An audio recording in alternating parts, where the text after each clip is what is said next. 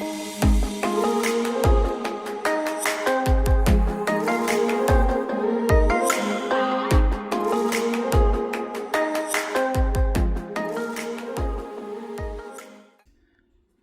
up?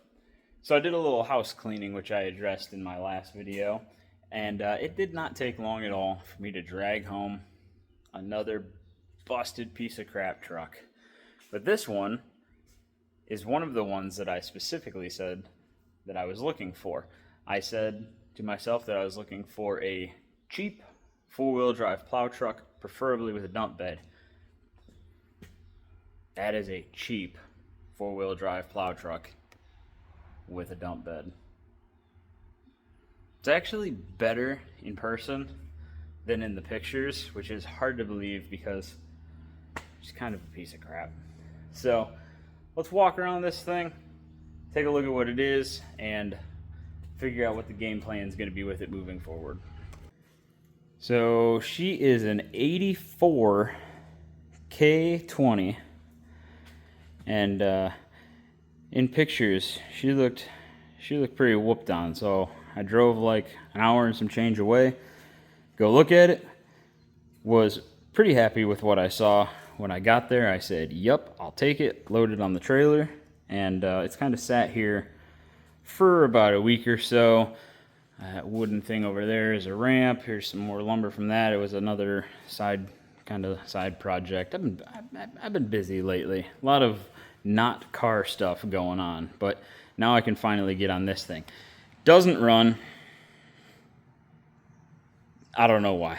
The guy said allegedly it will run, just poorly.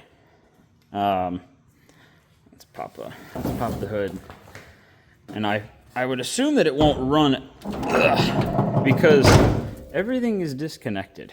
Like, everything is just kind of there, but not. Like, the carb's not on it. And there's a bunch of wires not hooked up that should be. But he said that it started running poorly, so he had one of his mechanics put a cam in it, and then it never ran again. That's suspicious. So that could be only one of really a few things. Either there was a serious mechanical problem in the engine itself, and putting a cam in it didn't fix it, or they didn't put the cam in correctly. It's not timed right, like, you know, the timing set isn't lined up right. Or best option is that they put the distributor 180 out, and that's going to be a really easy fix. But I don't know. I don't know if I'm going to get that lucky with this one. I have a backup plan if I decide I have to go that route. So there's a quadrijet sitting in there. I don't know how hard I want to try to make all of this up here work. I have another intake. I have another carb. I may just start there. I'm going to have to dig into this thing just a little bit and see what I'm going to do. I really, really, really hope I don't have to pull the water pump and everything off the front and check the timing, or check the actual timing set. But that might be oh, come on. Come on. Why are the birds going crazy? I'm trying to make a video for 6 people to watch, and they just won't shut up. So yeah, I'm sure I'm going to be elbow deep in this thing trying to get this small block to run. I have a couple of options. Behind me is the LS that's going in my van, and the 350 in my van runs really, really well. So it's a viable engine. If this one I decide is junk and isn't worth messing with, I can just put this on hold for a minute, and when I do the swap in my van, I'll just put the motor back in this. Or I have a complete 6.2 liter diesel dropout with a 700 R4 trans and 205 transfer case sitting on a pallet that I could literally plop in. Well, plop. It's a little more involved than that. But it would be a perfect bolt-in swap. So let's look around the rest of this thing before we start tearing into everything under the hood. This rear, or I should say this bed setup, is actually pretty slick. This is a slide-in for like an 8-foot truck bed. So it's a little bit smaller of a dump bed. He's got some extension sides that were made for it, but they made this really cool like mock flatbed thing that I actually really liked it the first time I saw it in pictures, and I said, man, that's a pretty cool setup they got there. And for what I paid for the truck, honestly, this section right here was worth what I paid for it. So I'm pretty happy with all this. Actually, the battery had enough juice that this dump bed does operate. Let's see. Now that I said that, it's probably not going to work because now the battery's probably dead. Let's see. What do we got? Is that up? Is that up? Nope. See, now the battery's dead. Making me a liar. The interior is disgusting. Really gross. Under this nasty cover, obviously it's a square body. The seat's blowed out. Actually, it's actually not too bad other than this corner. Actually, it's actually pretty nice other than this corner. Maybe we'll just re-duct tape it. Maybe. I don't know. So there's some horrifying wiring going on underneath the dash and wiring holding the parking brake up, and this is taped to probably tell you not to ever pull it. There's some little spotlights here, which tells me that none of the dash lights work.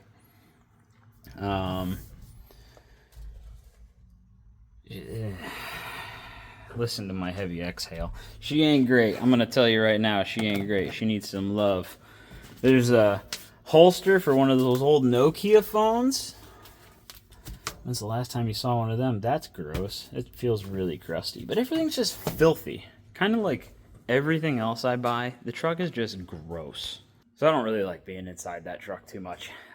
It's definitely not the grossest truck, not even close. I have bought some nasty, nasty trucks and pulled them out of fields and barns, and they're full of raccoon crap and bat crap, and bat poop stinks. That's probably one of the foulest smells ever, but I may have bought this off a crackhead, so we're gonna take it easy on going like inside too much until we get it cleaned out. So I'm going to focus on stuff under the hood. It will not turn over with the key.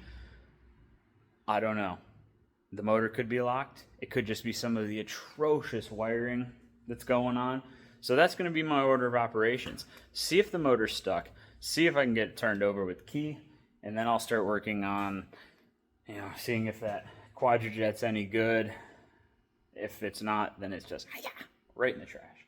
And then work through the ignition system. Hopefully, I do not have to pull the front of this motor apart, but I probably will.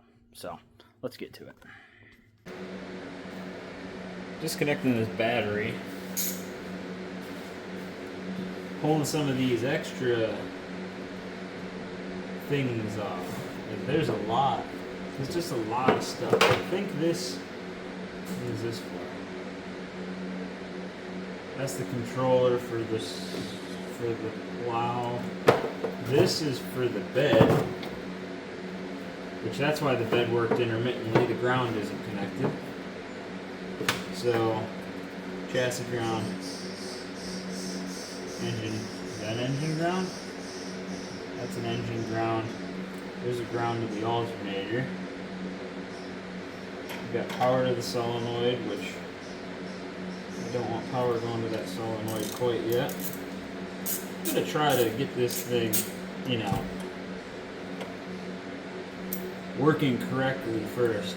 I guess I should do this one. Alright, so we got those for the dump box. There are so many extra wires and just disconnected wires. There's a cut old ground wire right there. There's a chassis ground, battery chassis ground. What's this one? That must be for the plow, ground for the plow. What's this? This is a frame ground. That's what that is, frame ground. There's a lot of grounds, which is actually good, but everything you can see is a black cable. So that's what you want to do. You want to make sure that it's as confusing as possible for the next person to work on. That's really gross. There's just zip ties everywhere in here. Cut zip ties and current zip ties. The carburetor has about a half a dozen zip ties just on it. Why are there two wires? You could have easily accomplished this with one slightly thicker wire to the battery. We'll run two, it's fine.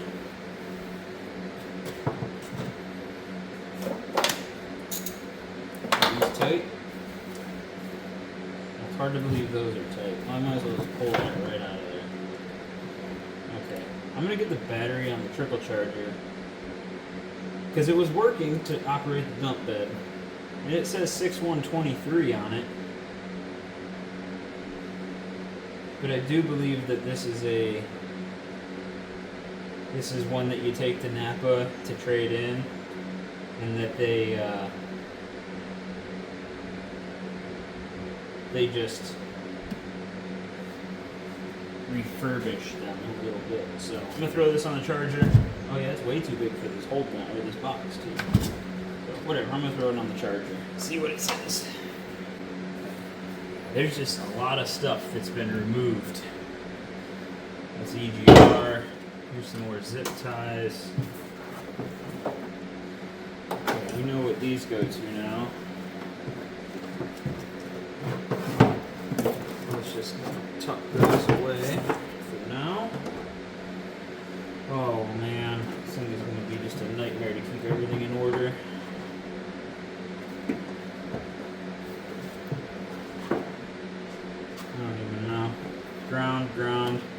Ground. Well, what were you?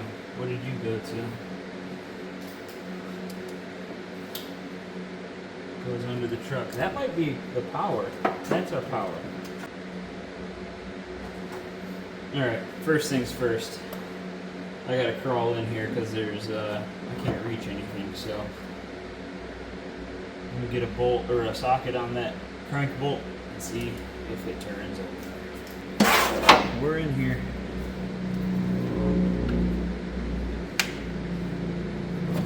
Nothing is comfortable.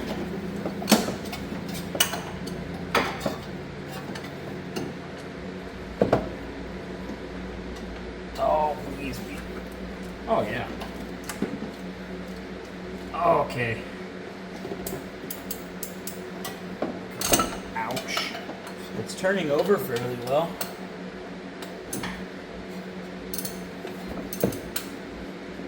Okay. I hear valve trays snapping. We might pull these valve covers off. I hear valves opening. There is compression.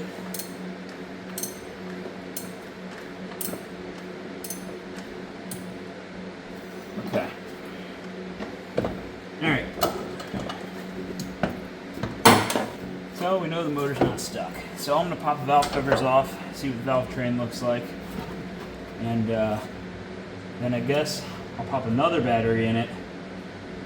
I'll crawl underneath it, hook my trigger up, and see if I can get it turning over with the key.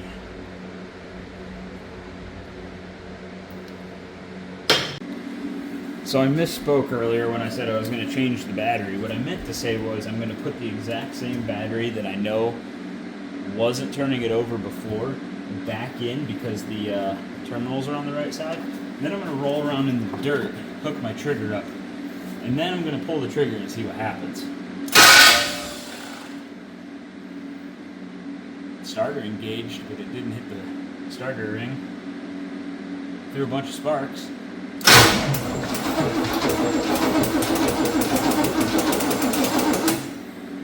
She sounds tight. Like really tight.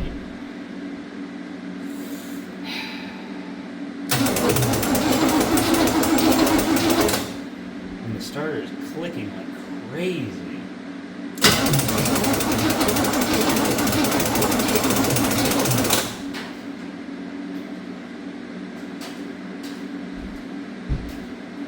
not good. It ain't great, that's for sure. Okay, we got the battery boiling now. I think we're on 200 amp. Yep. I keep hearing valve train snapping and popping. So that might be the clicking that I'm hearing. So let's fire it off real quick.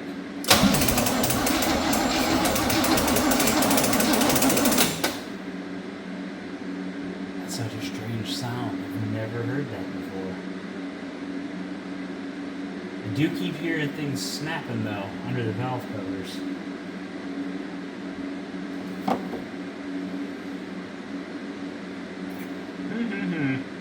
Okay, let's pop the valve covers off. See what it says.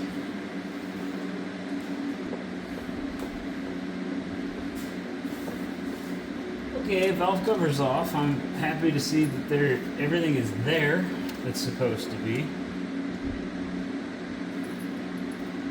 Nothing is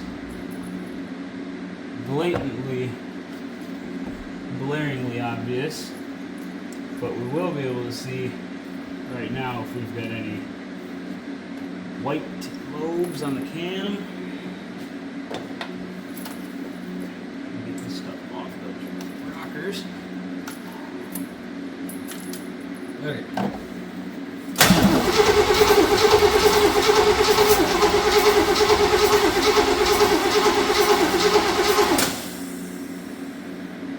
Well, now it sounds great.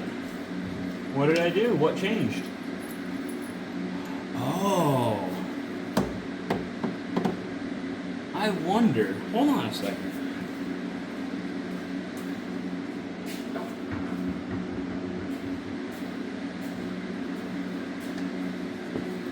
So this has an older style valve cover on this side, and this is where I heard the noise. No, I don't see any evidence of interference. That would have made sense because there was a pretty solid clicking.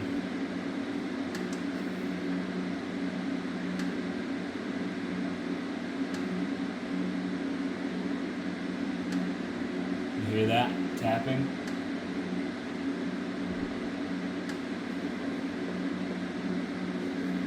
I think that's a lifter. Well, okay, let's see. You know, I never even checked to see if there's oil in this thing. Let's see. Is there oil? There's something. It smells like gas. It's full, but it smells like gas. Which makes sense. If they couldn't get it running, sitting there flooding it. Well, okay, whatever. Let's see if we can get some oil pressure up here. See if we can get some coming up the push rods.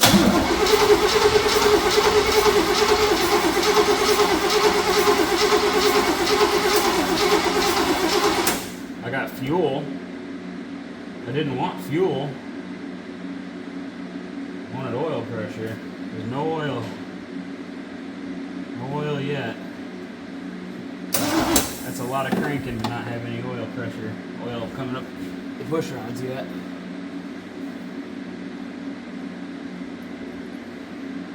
That gas really doesn't smell bad. Maybe this thing hasn't sat as long as I thought. Yeah, that actually smells pretty okay. So I'm gonna pull a plug, a random one, wrong socket. Always the wrong socket.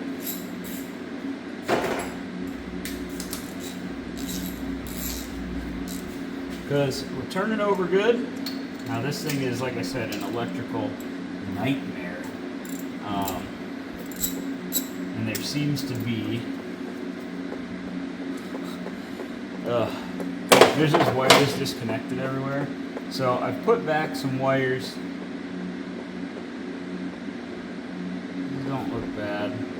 They'll run. I put back some wires that I think, where do they go? I think. I had the key on. The key still won't turn the truck, but I'm going to see if the coil has power. If we're going to get a spark. let's see. Oh, we're spraying fuel. I forgot the fuel thing. Hold on, I need a rice spray for that.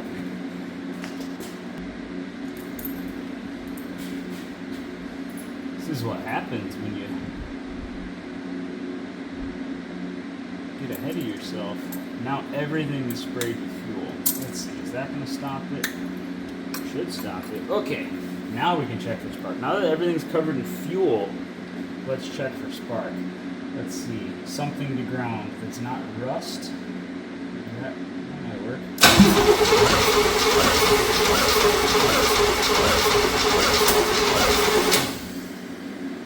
Oh, but we have a random hot wire sparking back here.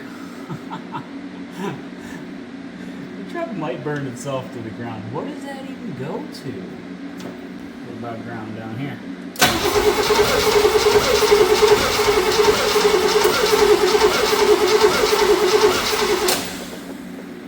No spark. Cool. Alright. Time to hot wire the coil. Okay, coil is hot wired, so now let's see if we have spark.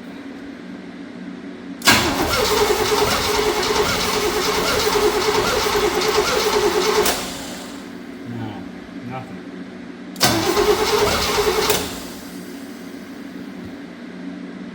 Come on now, it's HEI.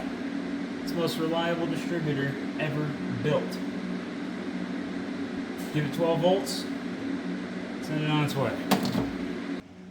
So I think I'm just gonna rip everything off the top of the motor and start over because I don't have spark, and you know, that HEI distributor should at least be giving me something. So I'm thinking maybe it is so wildly out of time that I'm just not getting any spark on that cylinder. So I'm gonna pull everything off, TDC the motor, and tomorrow I'll start putting everything back on and maybe just slap this carb on and just see. Maybe we can get spark and maybe it'll pop off tomorrow. So like I said, I'm gonna get everything torn off the top of this tonight, and yeah, tomorrow I'll start putting stuff back on.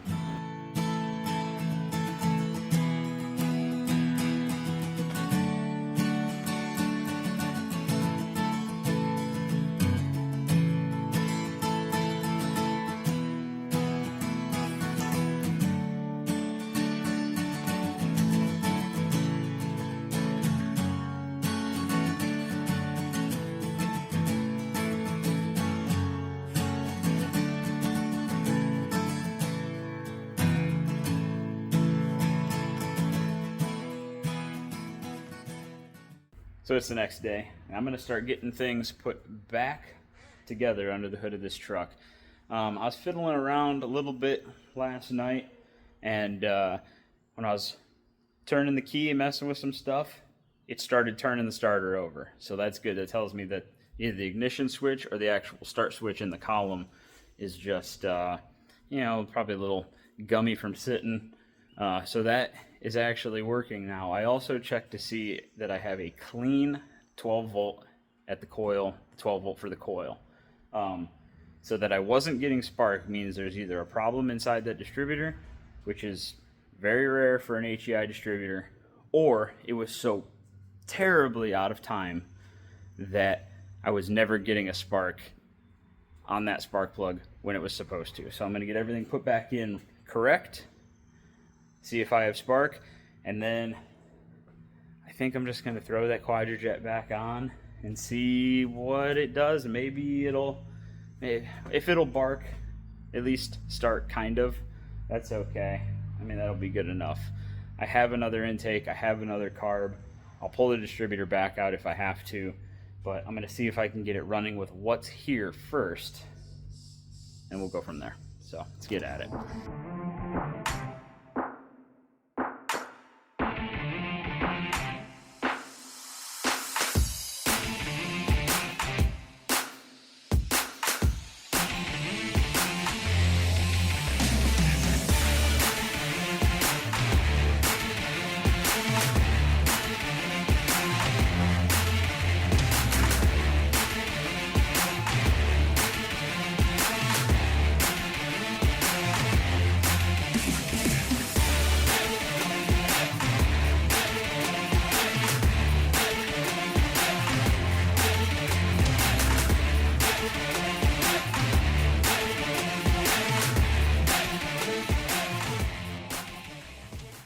Okay. All right, that's together about as far as I'm going to put it for now to see if it barks off, see if any of this stuff is, viable parts to use. So the bowl's filled. I'm going to turn the key on. I'm not even going to check for spark. We're just going to see if something happens. I think everything's clear. The rockers should be.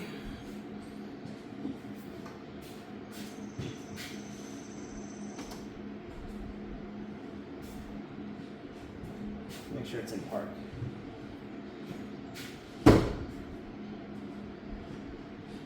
It's in park.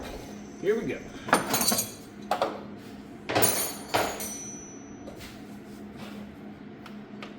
Say a little prayer. I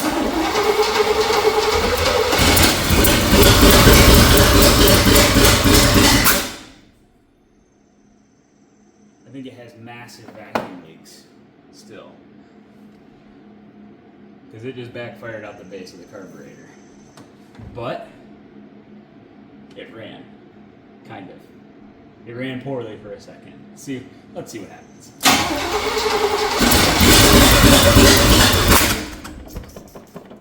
Come on.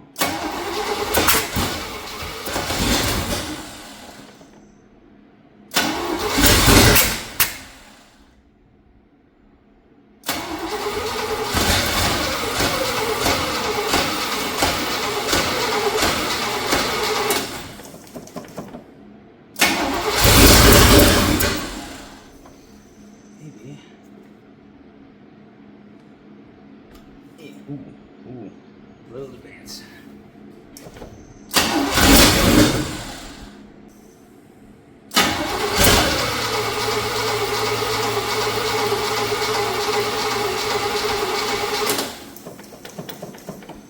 I'm still not seeing any oil coming to the top end here, which is concerning.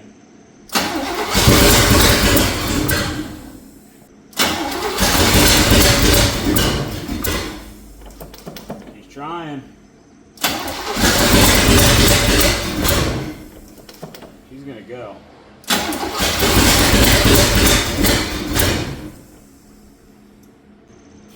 Alright, fill the bowl again.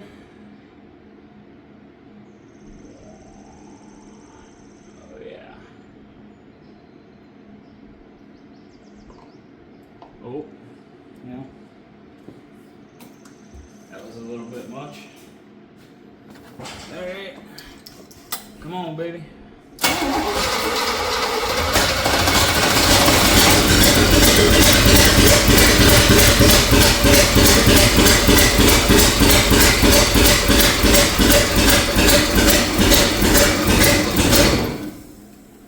I'm starting to see oil up at the top.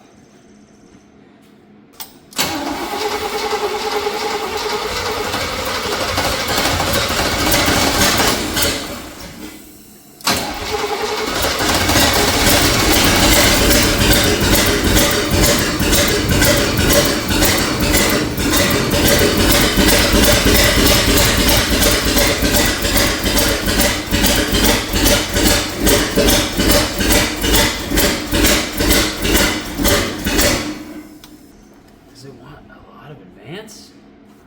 What's going on here? Apparently it likes a lot of advance.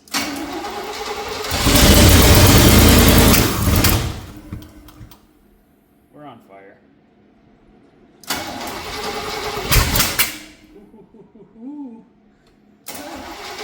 Alright, maybe a little too much advance. Let's back her off a little.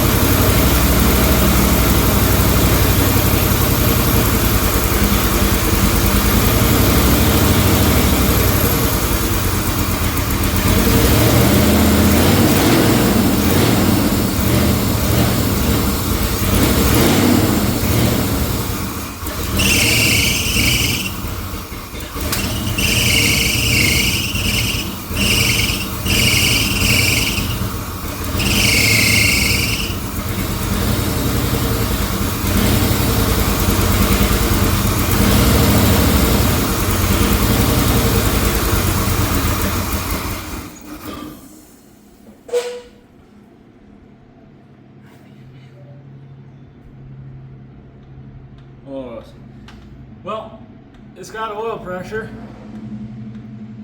I don't know if you can see it over there spewing out, but pushing oil up the push rods. Oh yeah. So I'm gonna let this cool off just a moment and put the valve covers back on. I don't think it wants a lot of advance. I think it's I think I'm a tooth off. So I might pop the distributor back up and try to get that one tooth over because it wants a little bit more. So, but motor sounds pretty good. It doesn't have any exhaust on it. It's all cut off and blowed apart. So it's like super loud in here right now. So I'm gonna let this cool down, put the valve covers back on. Maybe we can get it to idle. Well, I reclocked the distributor and had the exact same problem, which means that that carburetor obviously has no idle circuit in it. It's probably all gummed up, as who knows how long it sat just, you know, laying on top of the engine. But I'm out of time on this thing. I had basically yesterday and today to get done what I can to try to verify that this would run, and we did. It runs poorly, but it does run. But I have known good parts laying around that I'm going to put in. I got a good Holley carb sitting there. I got intakes over there. So when I get a little more time, I'll pull it back into the shop and tear the top end apart. Maybe I'll just pull the timing cover off to inspect and verify that the cam is timed properly. But it really didn't sound bad. I just couldn't keep it running. So, and yeah, everybody knows quadrojets are junk. There's guys out there that love them, but yeah, they're just holding on to smoke. Quadrojets are junk. So we'll get her pulled in again.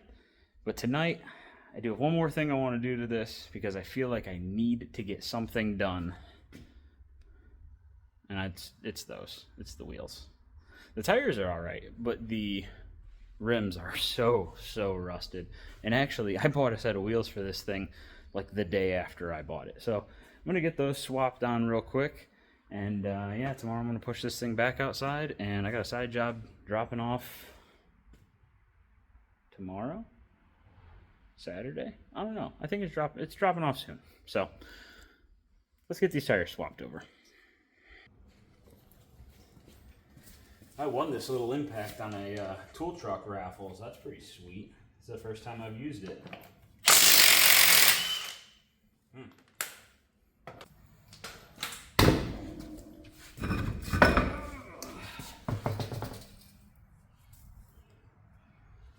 Brake pads are a little low, but yeah, that all looks pretty good. All right, let me grab that other wheel. Oh, those are so rusty.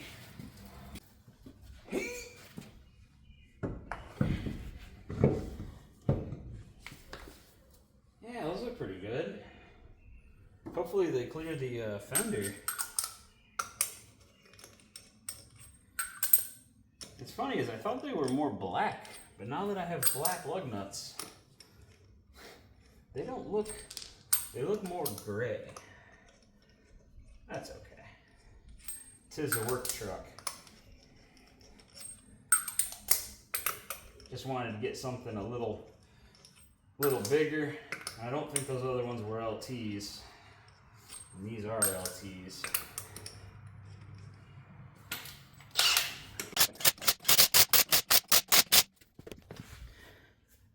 Yeah, those look pretty good. They're quite a bit bigger. Some people are gonna say they like the Steelies with the rings versus the alloys, but I think the alloys look better. And I typically like Steelies.